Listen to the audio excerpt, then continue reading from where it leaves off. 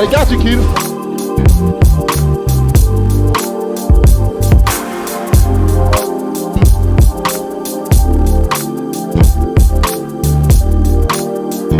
The Art of War, Chapter 13, The Use of Spies. Sun Tzu said, raising a host of 100,000 men and marching them great distances entails heavy loss on the people and a drain on the resources of the state. The daily expenditure will amount to 1,000 ounces of silver. There will be commotion at home and abroad, and men will drop down exhausted on the highways. As many as 700,000 families will be impeded in their labor. Hostile armies may face each other for years, striving for the victory which is decided in a single day. This being so, to remain in ignorance of the enemy's condition simply because one grudges the outlay of 100 ounces of silver in honors and emoluments is the height of inhumanity. One who acts thus is no leader of men, no present help to his sovereign, no master of victory. Thus, what enables the wise sovereign and the good general to strike and conquer and achieve things beyond the reach of ordinary men is foreknowledge. Now, this foreknowledge cannot be elicited from spirits. It cannot be obtained inductively from experience, nor by any deductive calculation. Knowledge of the enemy's dispositions can only be obtained from other men. Hence, the use of spies, of whom there are 5 classes. 1. Local. 2. Inward spies. 3. Converted spies. 4. Doomed spies. 5. Surviving spies.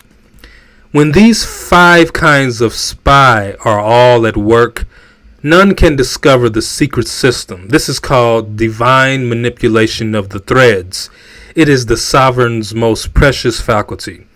Having local spies means employing the services of the inhabitants of a district.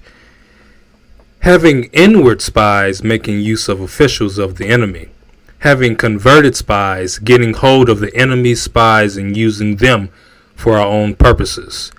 Having doomed spies, doing certain things openly for purposes of deception and allowing our spies to know of them and report them to the enemy. Surviving spies, finally, are those who bring back news from the enemy's camp. Hence, it is that which none in the whole army are more intimate relations to be maintained than with spies. None should be more liberally rewarded. In no other business should greater secrecy be preserved. Spies cannot be usefully employed without a certain intuitive sagacity.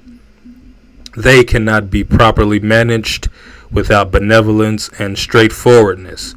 Without subtle ingenuity of mind, one cannot make certain of the truth of their reports. Be subtle, and use your spies for every kind of business. If a secret piece of news is divulged by a spy before the time is ripe, he must be put to death together with the man to whom the secret was told, whether the object be to crush an army, to storm a city, or to assassinate an individual.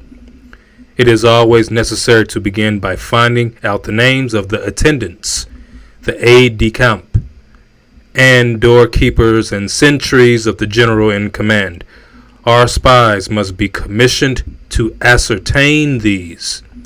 The enemy's spies who have come to spy on us must be sought out, tempted with bribes, led away, and comfortably housed. Thus they will become converted spies and available for our service. It is through the information brought by a converted spy that we are able to acquire and employ local and inward spies. It is owing to this information again that we can cause the doomed spy to carry false tidings to the enemy. Lastly, it is by his information that the surviving spy can be used on appointed occasions.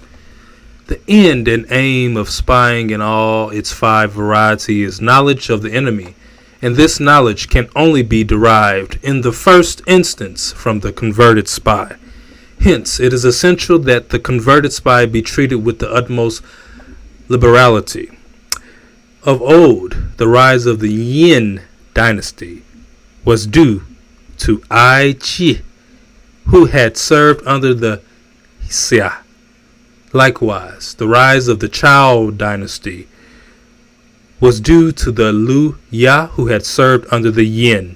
Hence, it is only the enlightened ruler and the wise general who will use the highest intelligence of the army for purposes of spying, and thereby they achieve great results. Spies are a most important element in water because on them depends an army's ability to move.